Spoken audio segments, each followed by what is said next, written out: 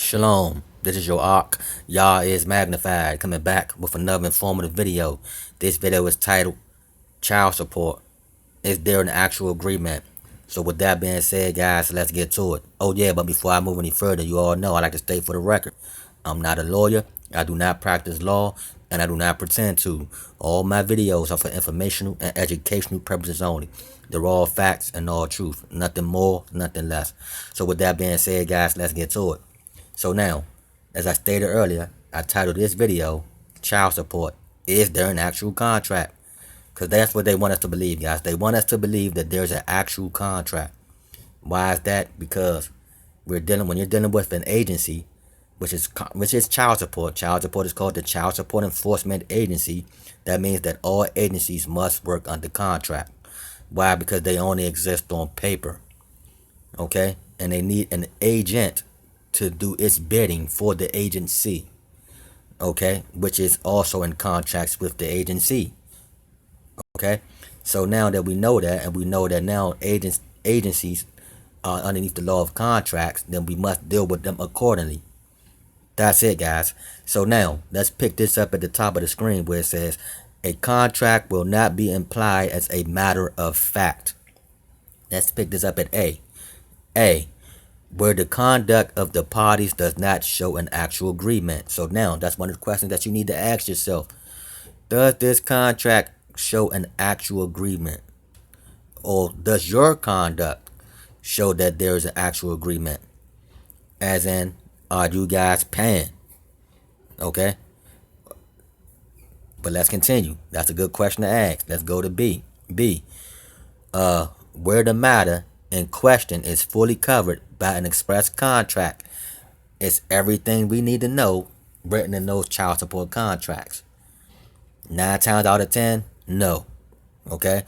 I can actually say 10 out of 10, no, to be honest with you. They leave out so much stuff. They just want our signature to make an implied contract. That's it. That's all, guys. But let's get this up. Let's pick this up at C. C, where the law requires a contract upon the subject to be in writing. So now, that goes back to B. Everything is not in writing on those contracts, guys. You know, they don't cover everything with us until after you sign and you find yourself that, whoa, that's not what was part of it. You know what I mean, bad enough I didn't want to sign anyways, but now you're forcing me. Once you force me to sign, now you're telling me that you're going to do more harm to me than what I expect you was going to do some harm to me. But I ain't know you're going to do that much harm to me. Even after you, for one, once you threaten a person to sign a contract, you know that it's not in your best interest whatsoever.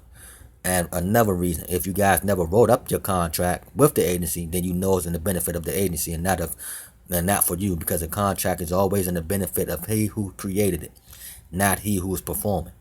Okay, guys? So now let's stroll up to number 53. 53. Necessity for an actual contract in general. Let's pick this up. It says, it has been seen that in order to create a contract, the parties must concur in a common intentions. So now, is your intentions the same intentions as the agency? No, they're not. You know, we don't want to be in this contract already as it is. Okay? So that's one way out. But let's continue. It follows from this that a contract may not be implied unless the conduct of the parties show that their minds met in a common intent. So now that's why they automatically garnish you guys' wages, you know, when you're dealing with child support, because they want to make your conduct seem as if you agree and that there was a means of the minds for them to take your money.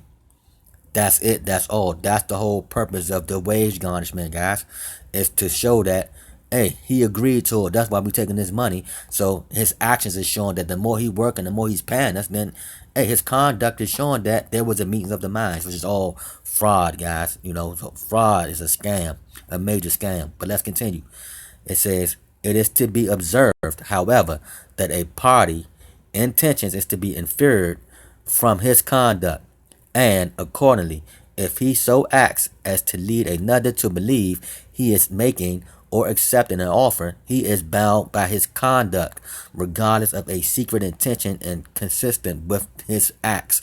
So now, they basing this off the conduct, guys. Okay? and we're gonna do that further as we get to the family side. But this is all contracts in general, but they're basing it off your conduct. So it's all presumptions. They, by your conduct, they presume that, hey, it's his intentions to pay us. Look, we're garnishing his wages. He's not saying nothing. He's allowing us to do this. And even if you do say something, they're going to still try to garnish your wages. For the simple fact of the matter is, they're crooks. Plain and simple, simple and plain. But like I said, you can get out of any contract, guys. Let's go with it. So let's pick this up at the top right-hand corner. It says, with this qualification, it may be laid down as a rule that a contract cannot be implied as a fact where the parties did not concord in an intention to enter into the contract relation. So now, that's it. Once you change your conduct and prove that you never had intentions to pay them anything, and you never had intentions to enter into a contract with them from day one, it automatically voids that contract. Okay? But let's move forward. It says, it follows from this that a contract cannot be implied to pay for benefits conferred upon a person without his knowledge or consent. So now, that's what they do. They saying child support is a benefit, correct? So now, if they saying child support is a benefit without your knowledge or without your consent, which they try to force you to consent, that's why they force you, because they need you. They need your consent for they can collect on that benefit. Plain and simple, simple and plain. Stop consenting, guys. Stop backfighting. That's why I can't stress this enough. If you don't fight, you don't win. Why? Because they're going off of your intentions and your conduct. Okay, they're going off your conduct, and they basing their intentions off your conduct. So stop fighting, guys. But let's continue. It says, thus, a person is not liable to pay for services rendered for his benefit where he did not know what was being done and could not, therefore, reject them before performance. So the next we're going to say performance, but we're going to go to this next page now. So let's go to the next page so we can pick that up. Okay, so now let's pick this up where it says performance. It says, and so, if a man orders goods of one person, he is not liable to another who furnishes the goods, where the buyer supposes that they are being furnished by the person of whom he ordered them. You see what I mean? So now, same thing with your child's mom. If you have an agreement with her, if you go down there and make a third-party agreement, then you're not responsible for that third-party agreement. It has nothing to do with you guys. But by your conduct, they try to make it seem as though that it was in a meetings of the minds, and the intentions of both parties are all the same, or all three parties are the same, to pay them through threat, duress, and coercion, to force us to pay these things, which we got to fight back. And like I said, if you guys don't fight, you guys don't win. So let's stroll up at the same time, though. Let's pick up at 54. 54, same relationships of parties. The relationship existing between the parties is an important factor in determining whether a contract may be implied to pay for services rendered or support furnished. Child support is what? Child support. So it's services. Child support is a service. That's why it says implied to pay for services, which is child support, rendered or support furnished. So again, it's all got to do with what your conduct is and how they apply the contract. Okay, so now you got to change your conduct. You got to show them, man, hey, there's no intent. Let's find out what the intentions are between both parties and everything like that. Make sure we're on the same page. Let's get the meetings of the minds going on right here, guys. So let's stroll up. It's top right hand corner. It says, as between parent and child, a contract to pay for the benefits received will not ordinarily be implied.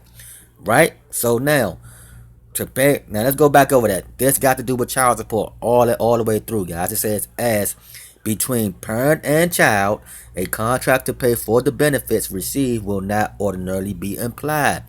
Let's continue. And the same is true where the parties, though not in fact such, stand in the relations of parent and child.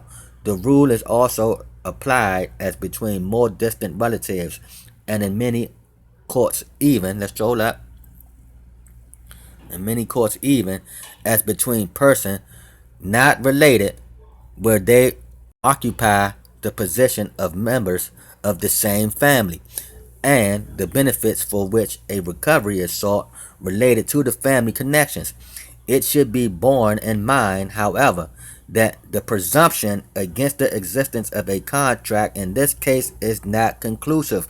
So now, guys, you can rebut the presumption.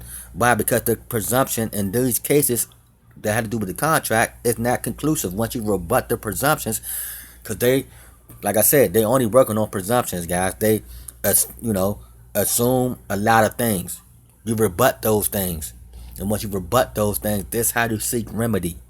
This is not just, this is straight facts, man. You know what I mean? This is past education. This is knowledge that can take you so far, man. It can take you guys so far. This is past education, man. This is not just education. This is remedy, man.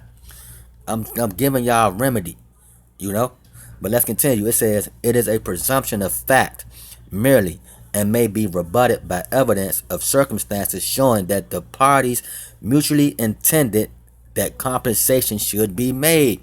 Now, you don't agree with your child's mom to make these payments through the agency, and they can't show that. So, because they can't show that, they force us to sign these contracts through what? Threat, duress, and coercion. Lock you up, for not signing. Try to put you in contempt of court by not agreeing. That's all. That's not consent. That's not intentional. That's done by force. Anything done by force, hey, man, you can get out of that. Anything done by force, you can get out of that, man. But I ain't gonna go no further than that. I'm gonna stop it right here. This just more facts, more truth, and more proof, man. I like to share with you guys, man. We're going to tort another time. But until then, though, if you guys need my help, hit me up at y'allismagnified@gmail.com. Come and get this remedy. Make that donation, man. Get that ball rolling. I'm trying to tell you, man, it's different on this side of town. We ain't playing no games. Well, I ain't playing no games. Like I said, I'm by myself, but I'm not by myself. So with that being said, you all be blessed. Again, shalom.